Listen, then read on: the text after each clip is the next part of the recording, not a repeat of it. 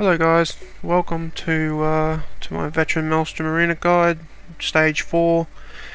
In my opinion, stage 4 is a little bit easier than stage 3.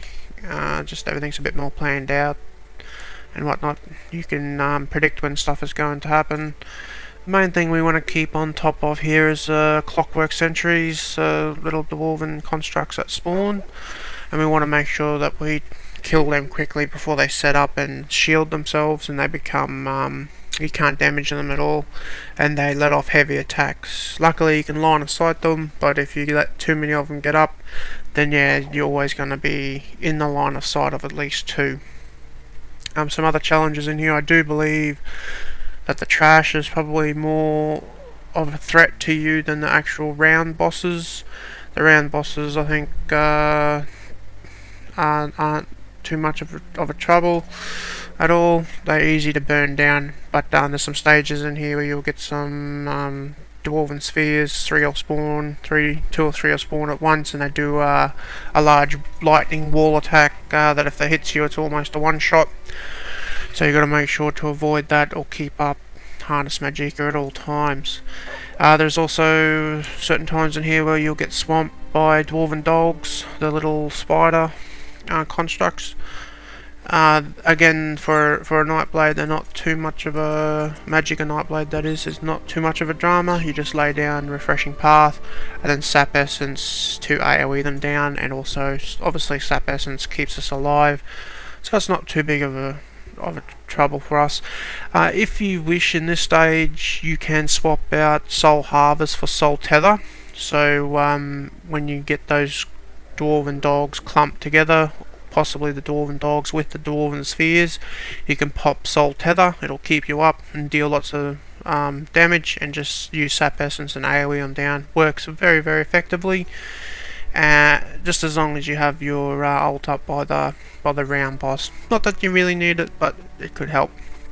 I'll point out where to use some sigils as well. Remember, going for that clear or just farming, just use them. Just don't even worry about score, just use them, trust me, it helps. Okay, that's about it. Let's jump right in. So the side that we load in on is the side I prefer to hang on for the first round or so. It just helps you keep your orientation. I used to do a lot of running around, but I don't think it really helped me at all. But just same as usual, concentrate and burn one mob down as it spawns in, and then concentrate on the others. Nothing special here for the first round. I think the mini boss here, the round boss, is a mage.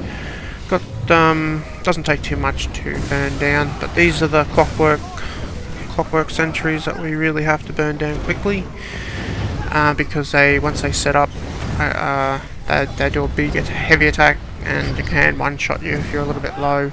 But you can see when they spawn in, and generally you can keep on top of them.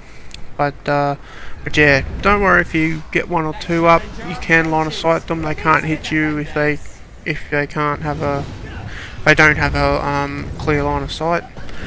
But these dwarven spheres, on the other hand, are a little bit more of a threat.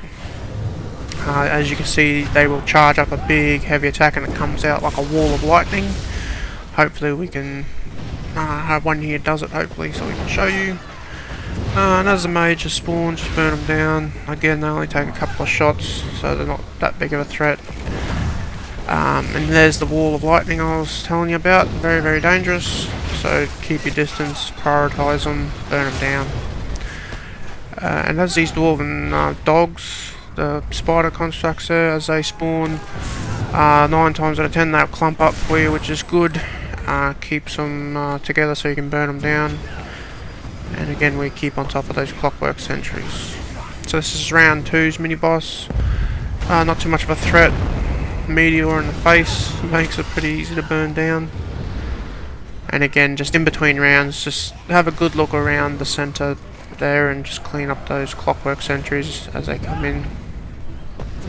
So stage 3 probably sees the most threat from trash mobs.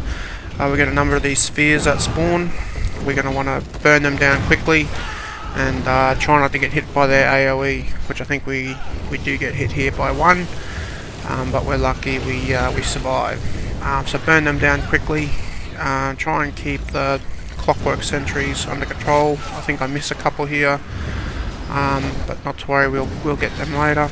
And this is where Soul Tether comes in handy.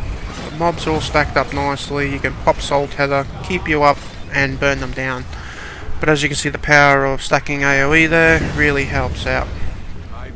For the final round boss here, this one here, we want to kill off the adds that spawn with him, so we can concentrate and burn him down on his own. He does have a pretty hefty Wrecking Blow attack, and I think he also chains you. But other than that, if you just keep your distance, it's quite easy. We burn down, clean up these clockwork sentries, and we move around to take the boss. And this is the stage where you want to grab a sigil. So you can either grab that health regen sigil there. I'd like to keep the shield one for later on, but immediately we want to get underneath this boss and start burning him down. So lay down your AoE, start your rotation, keep your buffs up, and we want to wait for him to stop. So we wait for him to stop, we pop Meteor, lay down our AoE, and just let him cook in it there for a bit. And we just keep our distance, keep up Harness Magicka whenever we can, and two adds will spawn, a sphere and a dog. We just burn them down if possible, and then go straight back onto the boss when he goes into his moving phase here. We got him to execute, so we just execute away there, and it's an easy burn. But by all means, take those sigils if you can. They're easy to grab on the way around. As always, we repair, and this is where I change over to Soul Tether for the following round 5, which is up next.